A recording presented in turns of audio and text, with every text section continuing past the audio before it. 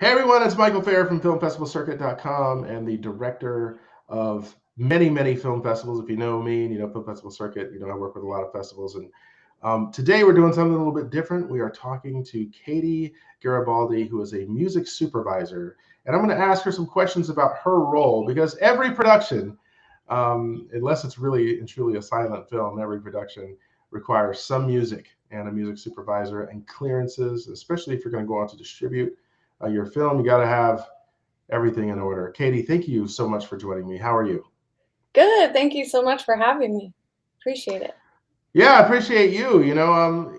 Some people believe like, hey, if I get a composer, then I don't need to have a certain agreement, or some people don't know the difference between a non-exclusive, or I should say, when you a work for hire agreement for music and just licensing music.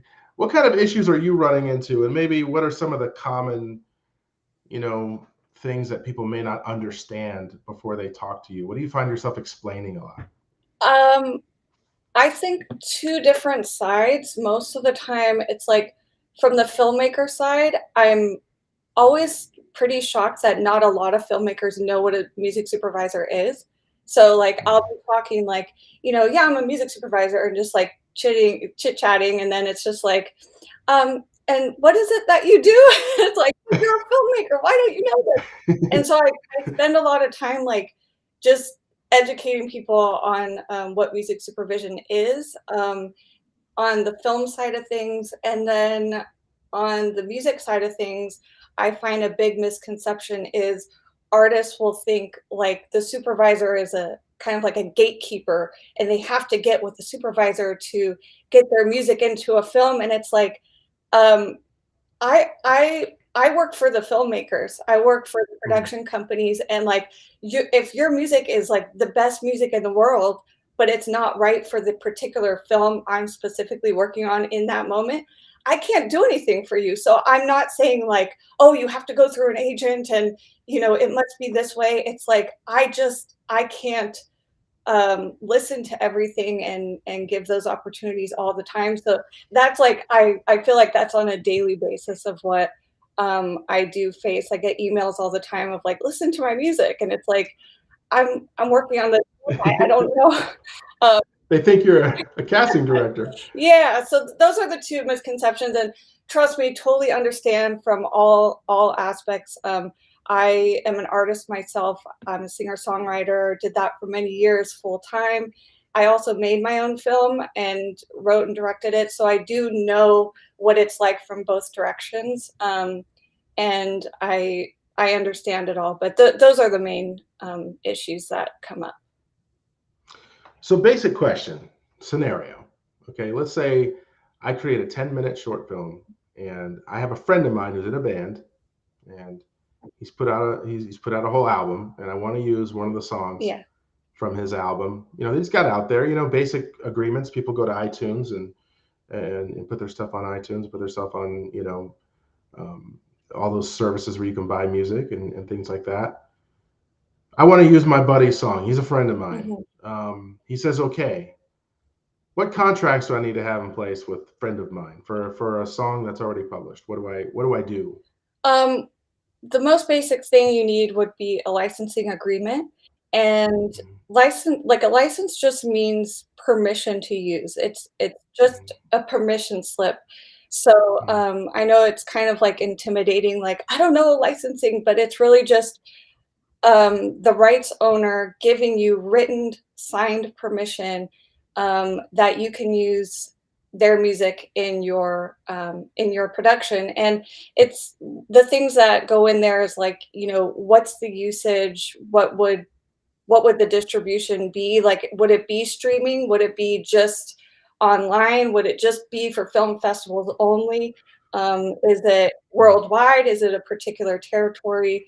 Is it in perpetuity? Is it just for 1 year and then you need a separate license? So it does get involved, but it really just is at a basic core, it's a permission slip, and that's what you would need. And just to do your due diligence as well, like, that this buddy of yours has permission in that recording to sign those Sure. things, because he might have not had a work for hire agreement with the drummer or something, and then the drummer comes out of nowhere and says, hey, that's my original music as well, and I never signed anything to get on Amazon. So then you come into a lot of problems down the line. Mhm. So it helps to have a supervisor be thorough about that kind of background check for you. All right. Well, scenario number two then. Okay. Buddy of mine, he's very talented, and I just want him to play guitar for one little part, a piece of score that doesn't already exist. Let's just record this for the scene in my film. Um, how's that different, and what kind of agreement would you need in that case? It really just depends on what the desires of the filmmaker are and what the terms are. But I would suggest a work for hire as well as a licensing agreement. Um, Mm. that would mean, like, I basically I paid you for this one job. That's where it ends, and you don't have any further rights. And then I have the licensing agreement for using it in my piece of media. Mm. It depends. Like, they could do a buyout deal where they own that stuff completely. Um, it just really depends on the specific production, but work for hire and licensing agreement, I would say, um, would be the best things. All right. Well, it sounds like a lot to sort through as a music supervisor. Typically, what are you doing? I mean, talk to me about just some of your work, and it doesn't have to be the name of something recent. We don't have to go into that much detail, but recently, what kind of stuff have you been doing? Have you been getting like songs cleared? Like, are you sending out contracts? Like, what is a typical day like for a music supervisor like yourself? Yeah, it's never the same, so it's always different.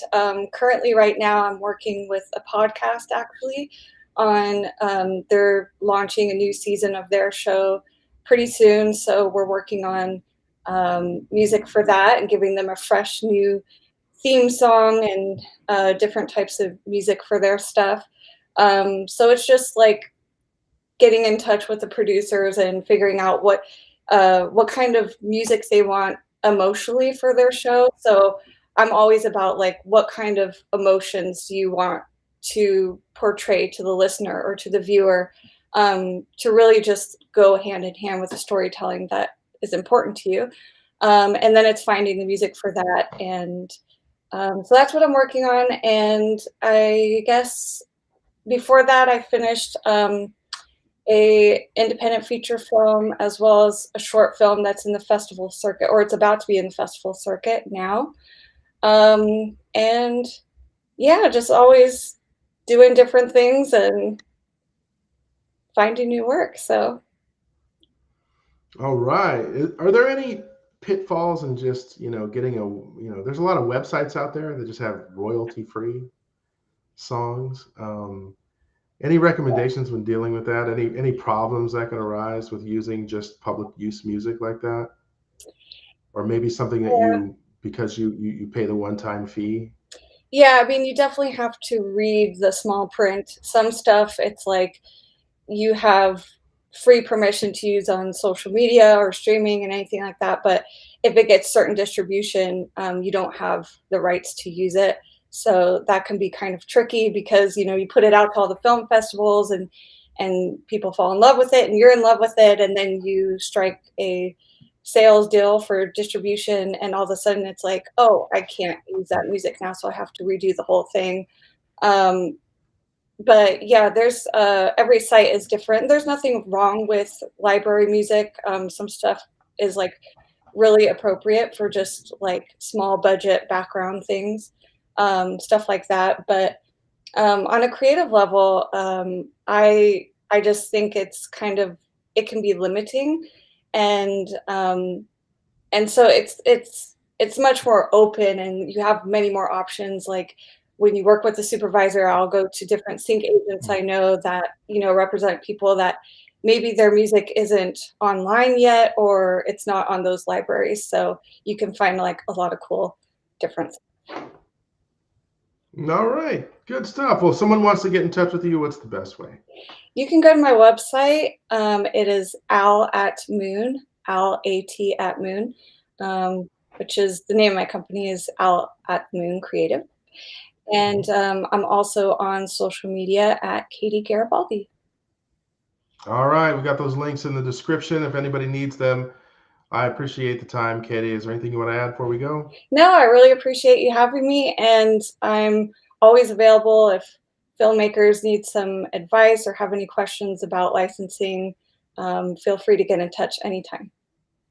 All right, thanks so much. Yeah. Appreciate it.